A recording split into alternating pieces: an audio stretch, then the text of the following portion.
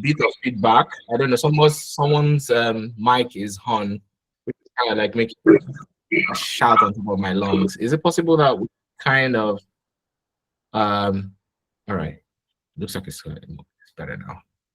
Okay.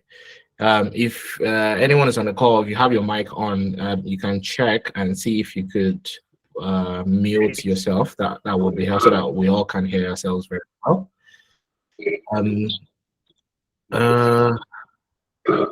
Afiz, is it possible that you mute your mic as well? Okay, thank you very much. I think it's a lot better now. So as I said, I'm gonna share my screen. Is it okay if I share my screen just to get started? I've got a presentation to show to you all. Afiz, is that okay? Okay, cool. Give me a second. I'll pull up the presentation, and then we can go right next after it. Okay. As a designer, I've prepared this in Figma, so that should be a thing. Okay.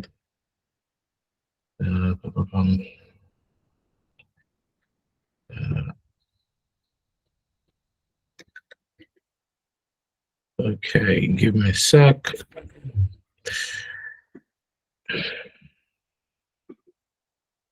I'm having a bit of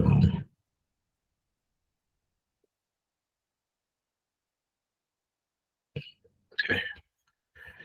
I am going to show my screen. Okay, let's go to okay. All right, so I'll share my screen. All right. Let's go pick a window. Where are you?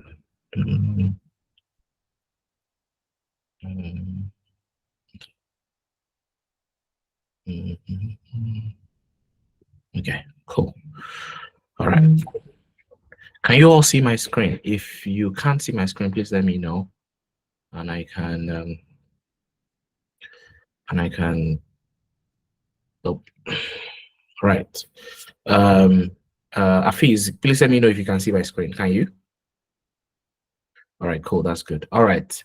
I'm gonna jump right back into where I am, and we can get started. Right.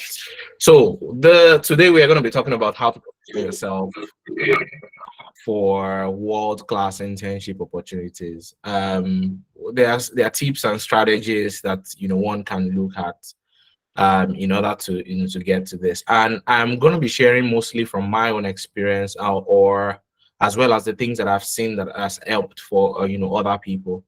As part of the introduction that Hafiz was doing of me, one of the things that I've found joy in doing is to also help train other people and get them to transition into tech.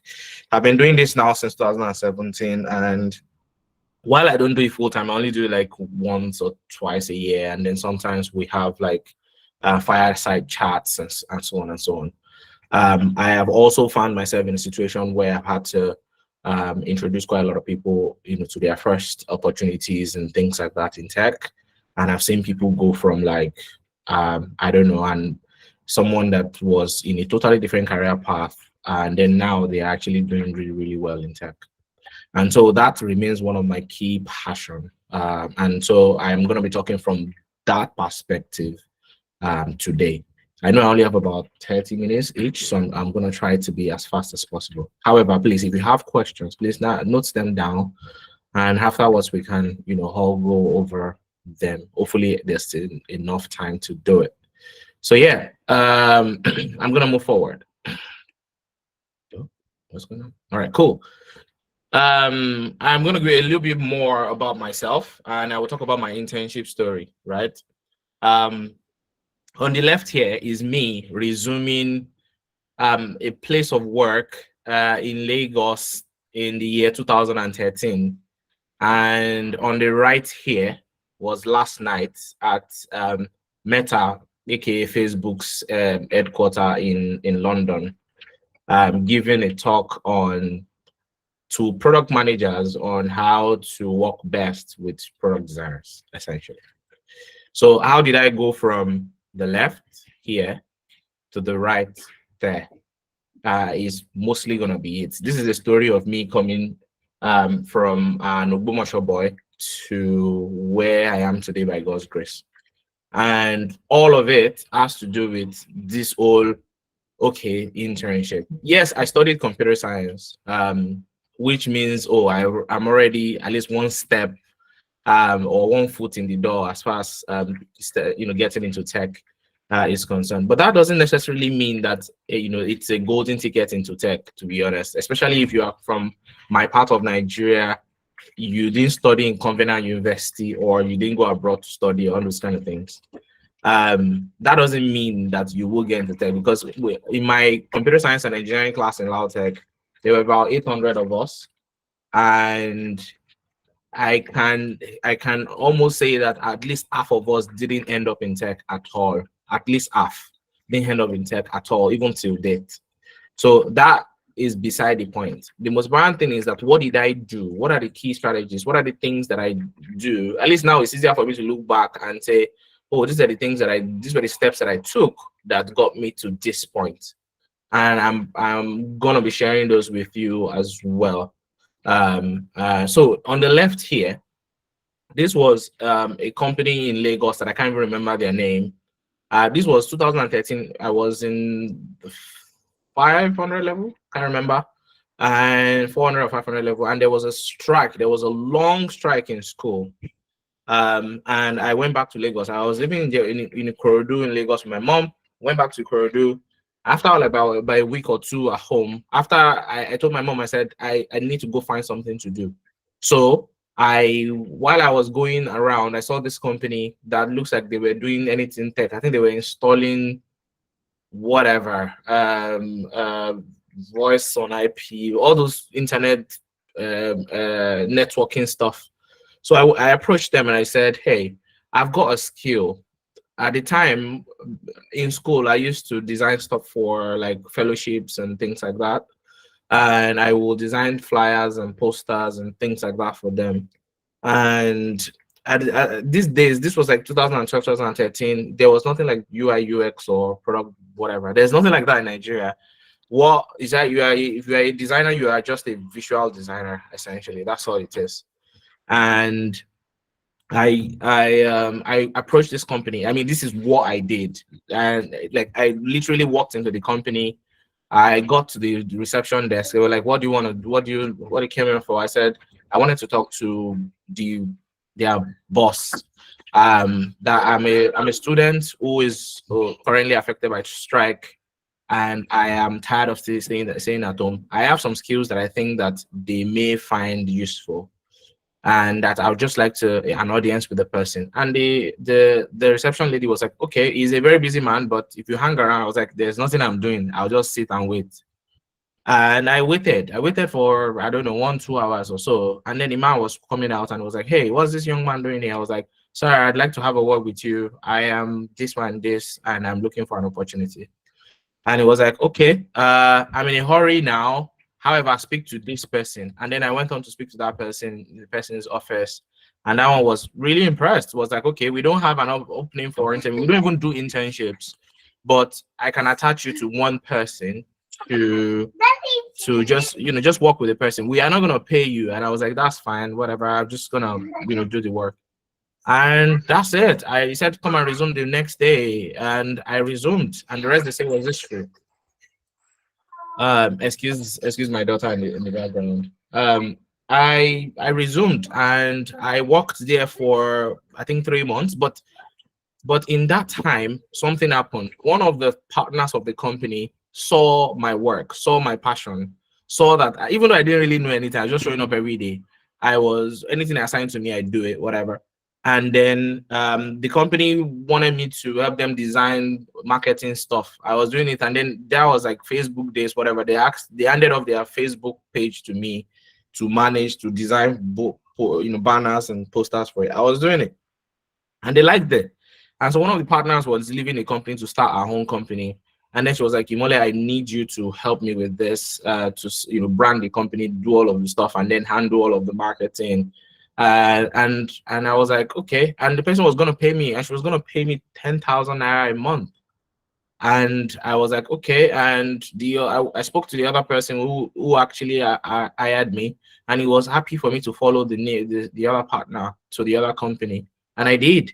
So in that time, I ended up paying 10,000 naira a month, and it was big money. By the time I was running back to school, I had a lot on my hand, and I had experience, right? And with that was just where my story sort of began. When I got back to school, I set up my own printing agency with the money. And not just that, I started doing things like handling yearbooks for department, because then we are now about to graduate, and all of the departments were doing yearbooks for their set, whatever. And I got like maybe 6 contracts on that. And by the time I was done with that, I had exactly 100,000 naira in my account. I remember this was the single biggest money that I had in my life. This was 2014. And then I placed that money. And this is where I'm going to be talking about a couple of things. At that point, if you were to be a young guy which is just finishing school, you have 100 grand in your account. 100 grand in 2014 is probably equivalent of like 1 million or 2 now. Or maybe less, whatever. But this was a lot of money. And what I did was that I spoke with a friend, and I decided I was going to set up my own agency. And I got a place in the school area at the time and set up my own agency. And the things I learned in like the 6 months that I ran that agency was huge. It was, I would say it's an equivalent of actually having to get a job somewhere. And that led to me going on to build a bigger company in Lagos, which I will come to if I have the time later. But if you can see, all of the stories that I just told is a story of not sitting and waiting for things to happen, but instead actually happening to things, essentially. And we are going to get into like the depth of it by the time I start touching on the strategy and tips that you can use to actually get the experience that you need. Because if you think about it, guys, what you need, or what anyone that is just moving into tech or switching into tech, either fresh from out of school or from a different career path, what you need, or what you really need, is experience, right? What you really is not really internship is just a way of getting experience, but what you really need is experience. So if you get experience, then internship is just one way to get it. I mean, you could be anything else, because when you have experience, then you are unstoppable. And I will talk about why internships have been, what it is. So let's move on now. Give me a sec. Right, cool. So we have this paradox in the tech industry, which is that I think if I remember vividly, when the tech industry really took off, probably around that 2012. But then when it really blew up itself was like 2014, 15, right? At that point, even though I was graduating from computer science in 2014, I can still remember vividly that majority of us were still thinking of, even me at some point wanted to get a job in Lautech, because I was working, again, this was one of the things I ended up doing. I was, in quotes, retained to work with Lautech ICT, which was like a ICT building that people go into to solve ICT problems in Lautech at the time. And I was there throughout my 500 level. Which is my final year. I was there, working, and it's a thing of prestige at the time. And I remember dreaming that after school, and then I go for NYS, and then I come back, and then Lautech we actually make me a full permanent staff, because we were like student staff-ish, but we had a lot of privilege, which was really prestigious at the time. And that was the best I could dream of, right? Because typically there was really nothing out there in tech, and I was a software engineer, but the software engineering that I was doing at the time also, which also was like a bunch of things, was more of HTML, CSS, and JavaScript. And at the time, nobody really cares about it, because there was nothing like front-end engineering. Then you're a software engineer, you do everything, right? So it wasn't really a thing, and so it wasn't really prestigious, and I wasn't gonna be going to learn Java or any of those things. I tried every time, my head was just not rolling around it, right? So I was like, that's not gonna happen for me. So maybe there's nothing there for me in tech. I mean, there's nothing there, in the like the bigger tech industry. You hear Facebook and things like that at the time, but you think about it like maybe there's nothing there for me since I'm not a software engineer in the sense of it. Like I'm not the end-to-end software engineer. So maybe a Lautech ICT will probably do, right? But things blew up from that late 2014 or like early 2015 in the tech industry worldwide, and opportunities started opening up, and not just opportunities for software engineers, but other verticals started opening up. Things like product management started becoming a thing. And then by like 2016, 2017, even in Nigeria, you started seeing things like UI, UX designer. Yes, there were earlier companies that already had that, but they were like the big companies, very, very well funded and or like really, really successful. Maybe the Inter switches and so on. Those were very early in the industry. But like what we have right now was not really there then at the time. But by like 2016, 2017, then we began to see other things come up. Digital marketing and itself became like a whole thing that people actually were doing as a career. I remember at past then we hired our first digital marketer stroke social media person. And this person now is a what's she doing now? She's a senior or a group product manager at Shopify or something like that. She's going on to become like a product marketing manager, essentially, like really big stuff. And that's the power of what has happened to the tech industry. But it also became a paradox, right? What that means is that because all of these things opened up, a lot of people started seeing opportunity in tech, and we started moving into it, right? And this is just not in Nigeria, or it was across the world. And especially for those of us in developing countries, which it almost instantly became the way out of poverty. Because if you think about it before, how do you even, as far as career is concerned, you probably have to think of medicine. If as long as you find yourself graduating as a computer science student, you probably don't have much option at the time because you've already missed medicine, or you have to go back to school to study medicine again. If it's not medicine, even law became it's not necessarily like super lucrative again. And then maybe you go into politics or something, or you go and join is it Oluomo or something at Oshodi? Because there is just no other way where you could actually really get it a successful sort of career.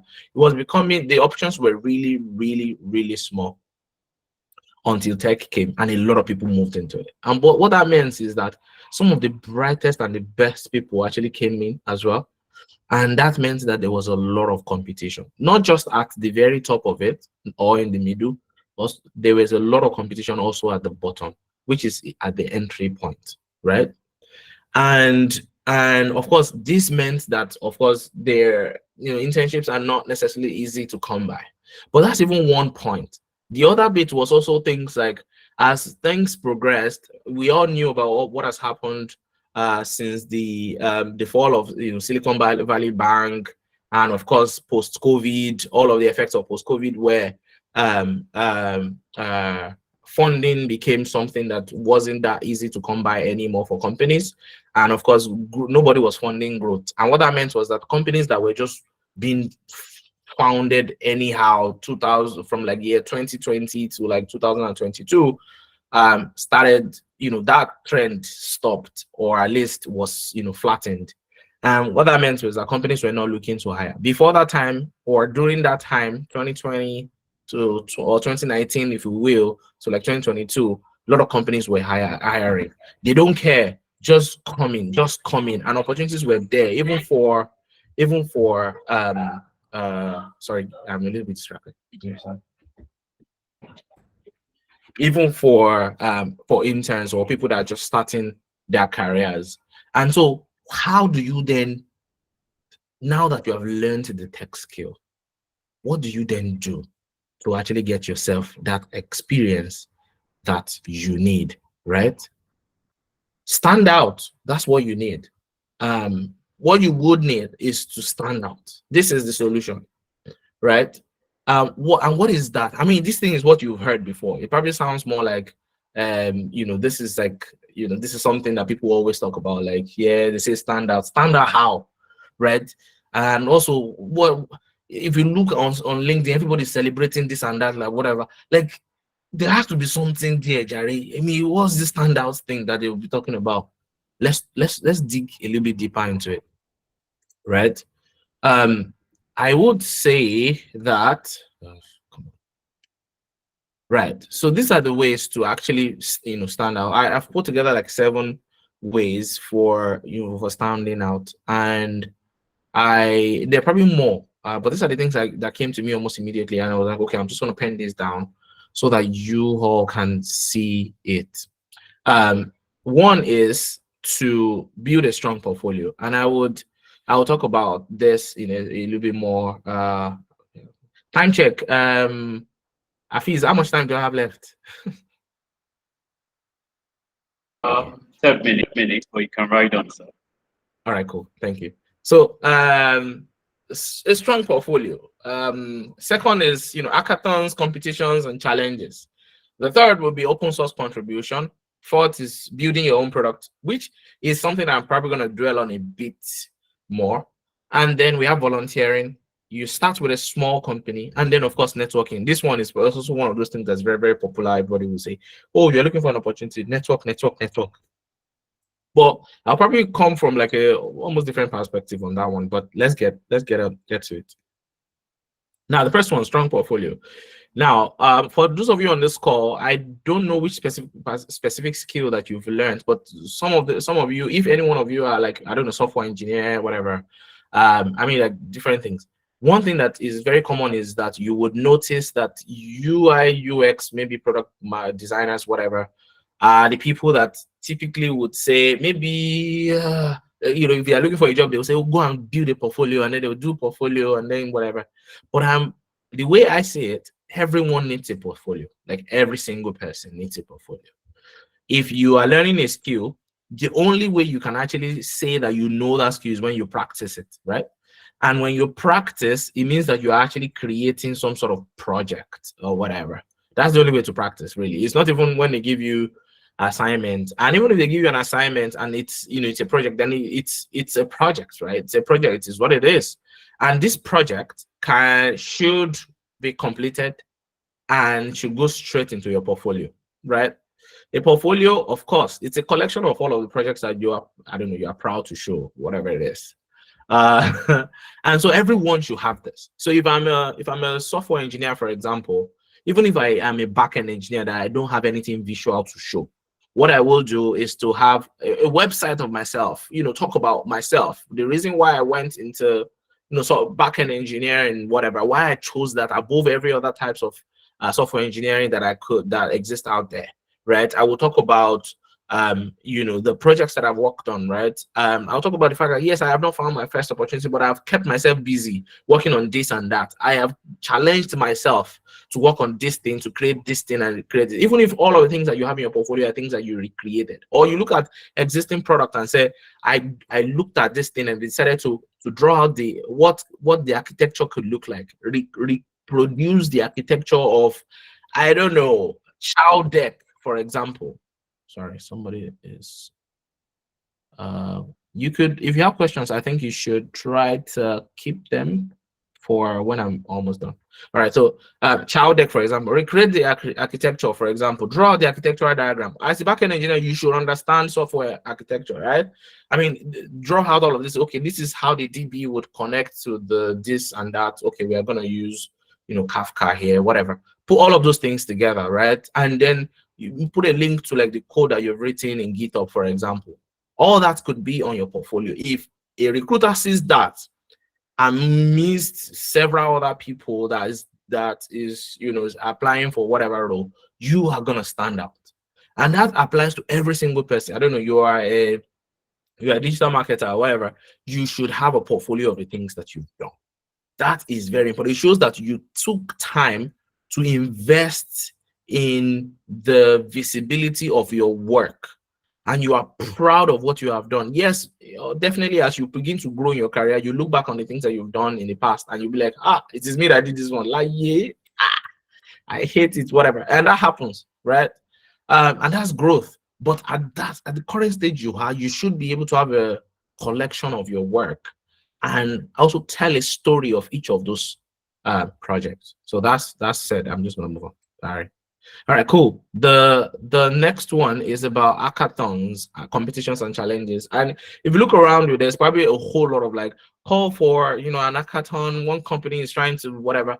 You can, sign up for those things. It doesn't matter if you are typically they will probably need a cross-functional team. They will probably need a front-end engineer. They would need a designer. They would need, I don't know, a copy person. So if they have to put together, I don't know, a website or whatever, or even the designer himself would need a copy person or content designer or whatever. If you are such a person, you can just pitch yourself to those teams and say, hey, I can help you improve this and that, which gives you an added advantage in to win the hackathon, for example. But you will learn teamwork. And you can put that also in your portfolio, in your resume, to say, hey, I actually contributed to this and this. I did this and this for this hackathon. Yes, we didn't, even if you don't win, but we ended up at 7th. But the feedback was amazing. I learned teamwork. I also have for the first time in my life, I understood I understood what it means to work in a cross-functional team, because we had a back-end engineer, a front-end engineer, all those things, and I put it all together. I also understand what it means to align stakeholders and things like that. That is typically what you would do at work. Competitions, typically the same thing. If they put out a challenge, whatever, okay, design this, or use hash map to do something for software engineers. Just do it, put it out there, right? You don't know, even if you don't win the competition, put it out there, write it on LinkedIn, say, hey, I worked on this competition, this is my entry for this competition. Even though I didn't win, this was my rationale for my own solution. Because this is a challenge, I thought this and this and this and this and this, and this is my result. Here's a link to GitHub. People will look at that and say, this person is an intern, but this is an intern with a difference. No, let's talk. That's the kind of thing that people want to see. And I want to quickly say something here, guys, is that at this point, because companies don't have much money to throw around at the very least. They may ask, they still have money. Any company that's still alive now, they are still trying somehow. But the thing is that they cannot afford to be hand-holding anyone. So at internship stage in tech, you are expected to show that you are proactive. You're expected to show that you are not a baby that they'll be spoon feeding, or they would have put feeder in your mouth. Nobody would typically have that time. And 3, companies are very remote nowadays. Like, you understand, if you think about it, even in Nigeria right now, with all of the cost of living crisis and all this stuff going on, companies are beginning to have mercy on their staff members, especially tech companies. They know they can do this work remotely. So they will say, okay, maybe do 2 days in the office, do 3 days. If you're an intern, one of the reasons why people will not want to hire interns, companies will not want to have interns, is that they'll be like, we are all not coming to the office. Nobody's going to have time to be monitoring this person. But if you show them that you take initiative, you have a way of actually, learn. You just need a little bit of guidance here and there, and you will get it. If you show that right from get-go in your portfolio, in the way you write your CV, in the way you write, you write on LinkedIn, okay, these are the things that I do. You show those things. It will be like, no, this is an intern with a different. Okay, we can bring this person on board without feeling bad that this person just spent 6 months with us and they will not learn anything. We don't want that. In fact, by the time you are 3 months into your internship, they will say, come and do full time. How are you even an intern? That's not possible. Come and take mid-level role or something, or maybe a junior role somewhere. That's what they are going to do, because they see that you take initiative, and that's very important, right? I'll go to the third one. Sorry. Okay, open source contributions. This is and I think when you see open source contributions, typically one of the biggest mistakes people make is that they think this must be software engineers. It is not true. As a product designer, for example, if you look at Figma now, it has a community and people have like a bunch of things there. See, you could have open source contributions on those things. Try to look at, I don't know, somebody has a list of flags for countries on Figma, for example. You could look at it and say, okay, they have a circular one that they've done. But what if I do square ones? What if I do whatever? I just contribute square Square Figma flags for all the conference in the world, and that's my own contribution. That's open source contribution, guys. Even writing something as human as writing could be open sourced as well. For example, somebody has been doing this work where he has been digitizing past Nigerian newspapers and stuff like that. You could sign up to, to be a volunteer on that kind of thing. And it's because it's an open source project. People are being sourced to come in to contribute to it, even if it's just a data entry. That's some sort of open source as well. So these are things that could happen, and you can put in your CV, you can put in your portfolio, and people will see that you have not been sitting around just waiting for things to happen to you. Right. Build your own product. This one is very important. I think I'm almost out of time. Apologies. I have 3 more to go, and I'm pretty going to be fast. This was the route that I took. And if you can see from all the earlier stories that I told, you can tell that this was the route that I took. Not everybody is able to take this, and I just have to put that caveat. But if you are predisposed to taking this route, don't bother with any other route. Take this. And I think for me, it was more like even though we don't know what we were doing, when we were building Pass Authentigy at the time, we built it in a lecturer's office somewhere in Lautech. We all just tried to, everyone was like entry level, either you like it or not. The ones that are software engineer, me that was designer, whatever, we were all entry level at that point. But we put the little we knew, we pulled it together to build a product. And we were learning on the job. And today, that stuff has brought me, I have never had to go to a school to learn anything that I've learned to do to date, right? That's gotten me to everywhere that I want to get to, right? And I've seen myself do several things. And it is that same principle that I used everywhere. When I left Pass in 2019-ish or 2018, I still went to ULS. And I mean, I've been an operations manager. I've been a product manager, and of course, I've been a product designer as well. And all of this is the same principles that I use. I create something from scratch and I use it to learn. Period. That's how it is for me. I create something from scratch. If I need to be I use my own company. Pass Authentigy was where I learned operations management. There was just no other way around it, right? I learned all of the things I need to learn with it, right? I put my own stuff from scratch. See, your product doesn't have to be successful. In fact, if you put it in your CV, put in your portfolio that you built this and this and this from ground up with a bunch of people, that will show that you know how to work with people. That shows that you know how to take initiative. Because if you don't know, and it also shows that you don't give up. You are the kind of person that sees things through, and that's what people are looking for. You don't need supervision. You can do things, and you are self-motivated. These are the kind of things people want to see. So these are the opportunities, but it's not for everybody, and it's fine. But if you are predisposed to this route, please take it. Don't even wait. Don't wait for permission at all. Don't. Volunteering. This one's very, very, very important as well. I mean, there are a lot of events that people do, tech events, this and that. If they are calling for volunteers, make sure you are the first person there. Right? These are the places that you would meet some of the top people. I don't know, be a tech founders, this and that you can just introduce yourself to and say, this is what I'm doing at the moment, this and that, and they would open doors for you. Volunteering is a very big deal. And even if you don't meet anybody there, you could put in your CV, you can put in your portfolio. These are the kind of things that shows that you are taking initiative. And I keep talking about that initiative. It's like super important, right? This is a very big deal here.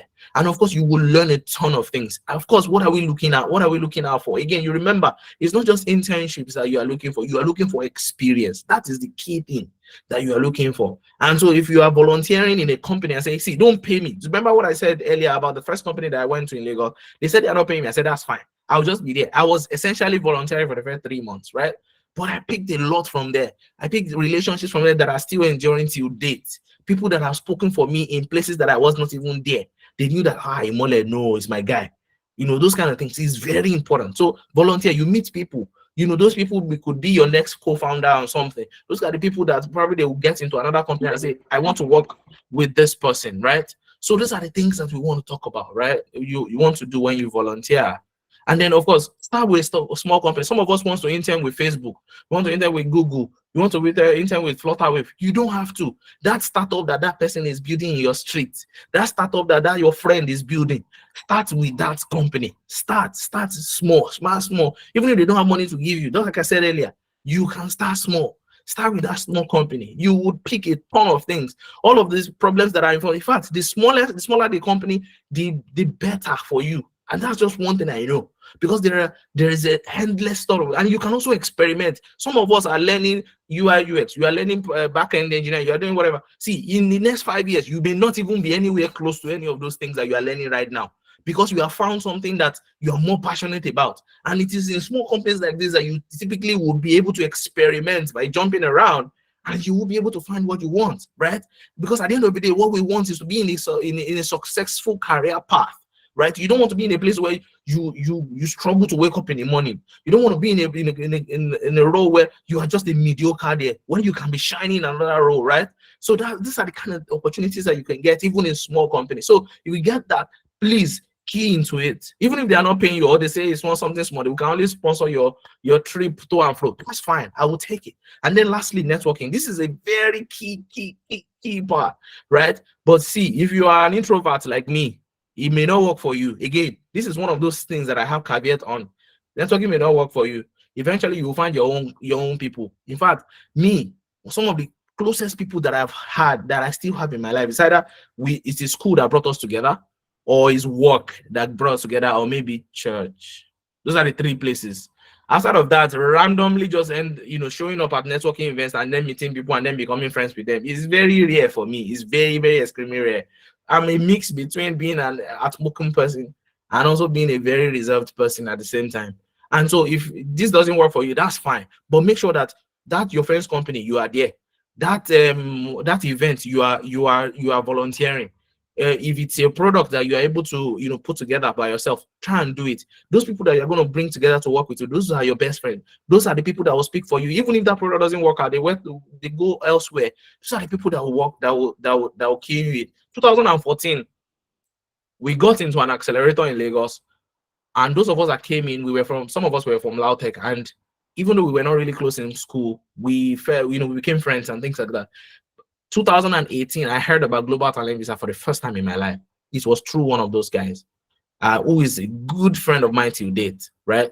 He was like, "Hey, Mole, there's this thing Global Talent. I think you qualify for it." I was like, what's that? And then he went on and he got it. He was like, "Baba, I told you qualify for this thing. If me get it, you will get it." I was like, I was still doubting myself until when he was ready. He was like, you have to. And then that's it. The rest they say was history. Right? Again, you really cannot, not just talking about you in places that you are not there, but also letting you see opportunities that others will not see. Long before people knew about Global, I've known about it, long before it. And it's because of relationships that are built at work, right? So get yourself doing things. Don't wait for things to happen to you. If there's one of those things that I would want you to take away from here, is that happen to life. Don't let life happen to you. Every single time that I make a move, those moves have opened doors for me. See, don't wait. Life is not to be waiting for things to happen to you. We are used, as Black people, we are used to waiting for things to happen to us. This is, if there's anything you want to pick out of all of these things, especially as far as creating opportunities for yourself, getting the right experience that you need, and of course, if you want internship, you get the internship, is about being proactive. It's about happening to life. You have to be on the offensive every time. Tell yourself, I want to be on the offensive. Like you are going to that company, just knock on the door and say, "I'm here. Who is this person? What do you want to see?" "I just want to see somebody. I have something to offer you. I have just learned this and I would like to contribute it here. We don't have money to pay you." That's fine. Or anything like that. "Oh, I have this idea. I think that there's a problem here. People are finishing trainings and they don't have internship opportunities. I can build, I don't know, a platform to connect people to those internships." That is a product that you can build. Call one or two of your friends. You did backend, you did frontend, me, I do design, or I do marketing, whatever. Let's come bring that together. Let's build something. When we build it, you put in your portfolio. You put in your portfolio. I will put in my portfolio. Opportunities for all of us. And if the thing even goes on to blow up, who knows? That's even better for all of us, right? So those are the opportunities. Happen to life. Don't let life happen to you. These are lessons that would even be useful to you beyond the entry level, right? And that's how people go quickly from internship to like C-level executives in like a short period of time, because they take initiatives. This is all I have for you guys. Thank you very much. I have gone beyond time, But if you have any questions, please let me know. But I'm gonna hand this over back to Afiz. And please feel free to follow me on social media at Imole Oluyomi. Yeah, my daughter is saying hi to everyone. Yeah, thank you. Thank you so much, sir. I felt the energy from far away. Like you enter me so well. Thank you so much. Thank you. And I think the major highlight for everybody is just that we shouldn't actually wait for things to happen. You know, Mr. Sir Imoli Oluyemi is actually a senior for me back then in school, even though we didn't really meet, but then I've been so inspired by his work, and there are several things that he has done. Thank you so much for the opportunity. Thank you for the honest talk, because you know presentations are always for things like that. Thank you so much for sharing your story with us. And back to the audience. If there are any questions, please feel free to unmute and then ask away.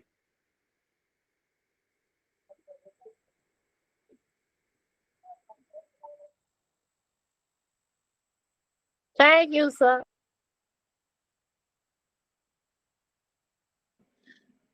Ms. Bashir, do you have a question or you're acknowledging Milado kites? All right. What do you say, Mark? Yes, I said I was acknowledging because I really enjoyed this presentation. Actually. All right, thank you. All right, Mr. Raymond, I saw your hand press. You can unmute and speak, please. Thank you. All right. First of all, I want to thank you for your presentation. It was highly inspirational. It was very good. It was nice, nice delivery. So my question is just that I learned data analytics 2 years ago. You know, I did both online and physical. But you know, one of the major problem I've had till today is building a portfolio. I've worked on numerous projects, from data cleaning, data mining, visualization, and the likes. But you know, the problem I still trying to resolve till today is you know, building a portfolio. I managed to put one on Medium, but you know, just that one alone is not enough. I know, but I'm looking for a better platform where I can put a lot of projects on. You know, because Medium, you have to tell the story, you have to write a lot of things in order to tell the kind of project you've just done. But I'm looking for a situation whereby I can use another medium just to display what I have done. So I don't know if you have any idea or any site to feel that yes, it's better off than Medium to put in a project or to develop a portfolio. Thank you. Thank you. It's a good question. I think it's so. Let me get that first out of the way. There are several platforms that you could use that would probably be more suited to what you want to do. But I think it's less about the platform. I think it's more about storytelling. Yes, Medium would ask you to is designed in a way that would probably require you to do a lot of writing. But if you think about it from it as a data analyst, right? I mean, like I've worked a lot of product analysts, data analysts, whatever. It depends on company, whatever they choose to call the role. What I've seen is that it's about telling story with data. Again, if I say, hey, I want to know the total number of users that were signed up yesterday, it's all about male users that were signed up yesterday that are from Southeast Asia and are with at least 80,000 pounds or 80,000 whatever dollars in their account. You probably want to, you know, that's like, okay, I come to you as a data analyst. I'm saying, okay, can you please, you know, give me this data, right? You are probably not going to say 7, it's just a 7, right? You probably want to think about what are the ramifications here? What are the things that this person that just asked me for this data, what are the things that they have missed essentially? What are the areas that, what are the other aspects of the question that they're asking data that they have not covered? Edge cases here and there, right? And so by the time you're returning this to me, you probably don't want to just tell me 7 and that's it. You probably want to say, give me in a way that is, a story. you want to talk about why that is why is 7, for example, right? So because if I say 7, if you just come back and say 7 people, I may be thinking about it because in my head, maybe I was thinking about it like maybe it should also be like 30 people. And then you give me 7, and I'm like 7. That doesn't help me in any way. That's number 7 doesn't help me at all. You probably want to come back and tell me that okay, that you are getting 7 because in Southeast Asia, people typically at this time of the year, people typically would have spent their money on this and this and that. And if you look at if you go back to the data of last year, because the company is 3 years old, whatever, yes, and 2 years ago, at this exact same time, between this time and this time, we were oscillating between 6 and 7 people, or maybe between 5 and 7. That shows that there's clearly a trend there because people would have done this and that. That is a story that is useful for me, and not just because of that story. And then you tell me that maybe at this time, maybe in this time, this period is when we should be investing less in marketing, right? I'm beginning to connect. At that point, you have helped me connect the dots as a data analyst, right? That is value add. It's not just to come back and tell me 7, right? Essentially. So if you are putting together your portfolio on like cleaning data, so you've cleaned data, and so what, right? What does that even mean? Where was the data before? Why was it dirty, right? And why, now that you have cleaned it, what is the advantage over the, what does it bring? What story does it tell? Essentially. So if you think about it, you still need to, you don't have to write a whole verbose thing. It could just be bullet points, right? Okay, this was the challenge, this is the problem, this is what I did, and then this is what it brought out, and this is the solution. This is what from the data that I've seen, I even went back 2 years. You go beyond what you were given because you want to get to the root of the matter. As a data, you want data to tell. See, numbers doesn't lie. As a data analyst, you know that, right? So you go into the root of the matter, and then you tell the story. Then you can then write it in a human readable form, because your point, you are the guy standing between data and other people that don't understand data or numbers, right? So you are like the prophet. You know how prophets work in the Bible, like, or in the Quran, is that they are the ones between God and mere men. They are the ones that really understood the things that God is saying at the time. Of course, before everything became democratized, which we're not going to. But anyway, you get what I mean? Like, they are the ones in between. You are the prophet. You are the data. You are the prophet of data, essentially. You are the one telling the story. You are the one interpreting. Without you, nothing makes sense. Especially as those numbers are just numbers without you, right? So that's what me I see there. So even if it's medium, right? Even if it's medium, you need to tell the story.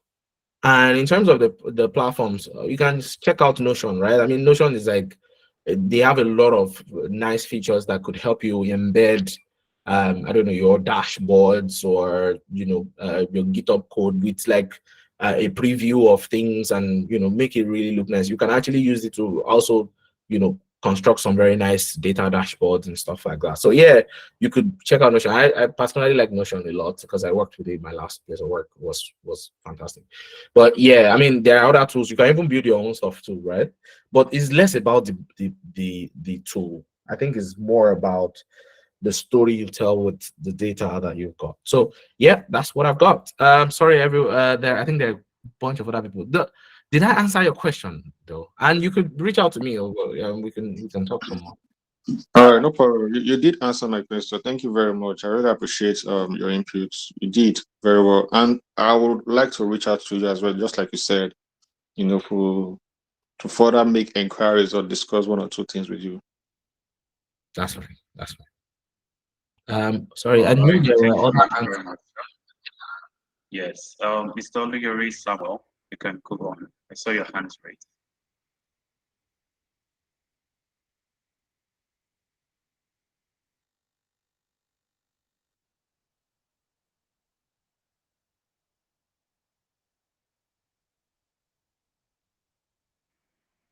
Mr. Samuel Oligari, I saw your hands raised some minutes ago. You can go on. You can unmute and speak. And I think, Mr. Bora, if I didn't miss that, your hand was raised at the moment too. If you have any question at all, please ask away. You can unmute and then speak. Oh, okay. Mr. Samuel's left, so maybe network, I guess. All right then. Our CEO at Innkeeper is here. I would just like him to say some few words before we actually wrap up this session. Mr. Sukomi, are you still here, sir? Or the programs that Innkeeper can actually take on. Okay. If you have any questions still, you can ask. Okay. All right, so at Innkeeper, we are just trying to. Okay, someone is speaking.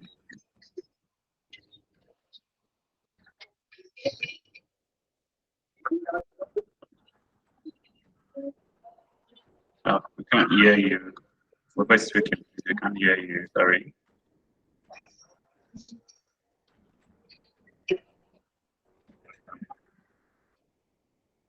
Mr. Josh, are you trying to say something? I am. Can you hear me? Can you hear me now? Yes, we can hear Oh, you. all right. I was saying that thank you so much, sir, for the presentation. It was really insightful. You know, I had a lot of things and it was really impactful. So just to say this, Joshua, a programs executive at Innkeeper. Yeah, so just talk briefly about Innkeeper. Innkeeper is a job tech company, you know, that upskills young African talents in in-demand skills, in-demand tech skills, basically. So, and one thing about us is that we don't just upskill. We connect our trainees with employment. We connect our trainees with employment. We match them with job opportunities. And I don't know if anybody is interested. We're actually starting a new course this April. Cohort 2 is starting this April, where we have several of our tech courses that will be offering, actually. So just to pitch us or to just talk about us. So that's that for us. If you want to apply, you can check out Innkeeper on our website, innkeeper.work, and apply for any of the courses there. Or you can get our contacts. I can just type our contacts on the chat box if you need to maybe make an inquiry or something about Innkeeper. So I think I'm done. All right, thank you very much, Mr. Joshua. So that's about Innkeeper, you know, the next level place to acquire that tech skill that you want and probably get placed for internships. Thank you, Sir Imole Oluyemi. Thank you so much. A lot of things were being said, you know, you're looking forward to that company of yours, however small, even if it doesn't launch to stardom. We're looking forward to that great portfolio of yours. We are looking to see you volunteer for that tech role. We're also looking forward to seeing you do amazing things in the tech industry. Like you said, the key word for me this Saturday, this weekend is happen to life. Don't let life happen to you. Thank you all so much for joining. You're all wonderful and amazing. Thank you, Sir Imole Oluyemi. It was a fantastic session. I feel like an intern right now anyway. So I'm super pumped as well. Thank you so much, sir. And have a great evening, everyone. Thank you. Bye, everyone.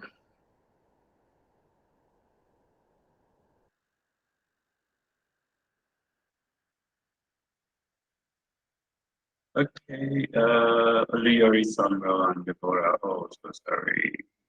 All right, thank you so much, everyone.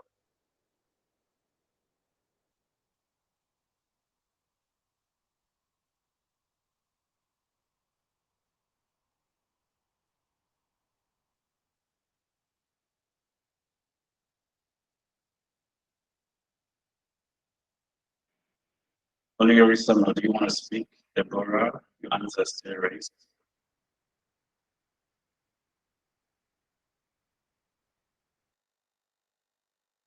Oh yes, sir. I actually have a question. Sorry, it's late.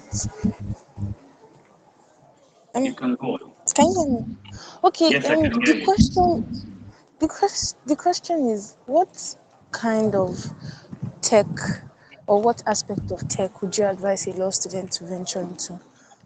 A nurse? Considering how, yes, a law student, considering how cumbersome the education system of law is and how we have to like create some form of balance. So what form of tech would you advise a law student to go into? Thank you. Okay, so there's a new rate as regards say law. It's called is it law tech or tech law? So it's very valid. So you're going to be helping startups, especially tech startups, actually check their books and their operations. That's law itself and the law that and it's very, very lucrative. It's very, very lucrative. That is the place you can actually stand out. So rather than being probably a criminal law or say property law person, you can actually focus to be someone that handles tech law. So it's actually valid. You can actually reach out to me. I have a resource that can actually even get you started right on points. I think I shared it once. Are you an alumni of Innkeeper, or how did you get to hear about this event? No, I'm not. It was Mr. Joshua that asked me to join the All right. So through webinar. Mr. Joshua, I'll send you the resource. All right. Thank you so much for joining. I All just want right. to make Thank sure. you so much, sir. All right. I just want to make sure to be the last person to be in the room.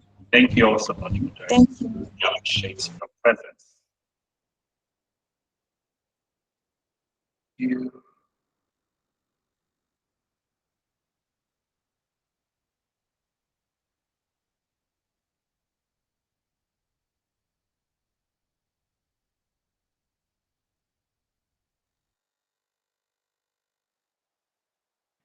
Thank you, Ms. Esther, for putting all these events together. Thank you. I really appreciate it. Thank you. Thank you, Mr. Josh, as well. Thank you, everyone. It's been a wonderful evening.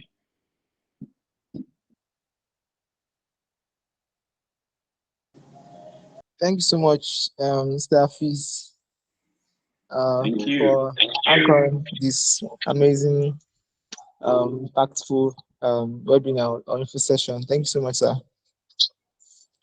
Thank you too. Thank you too. All right. Bye, everyone.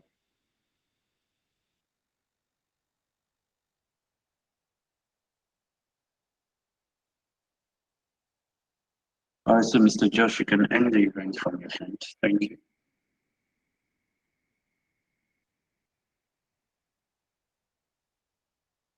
Yes, so we can all leave the call. We can leave the call now.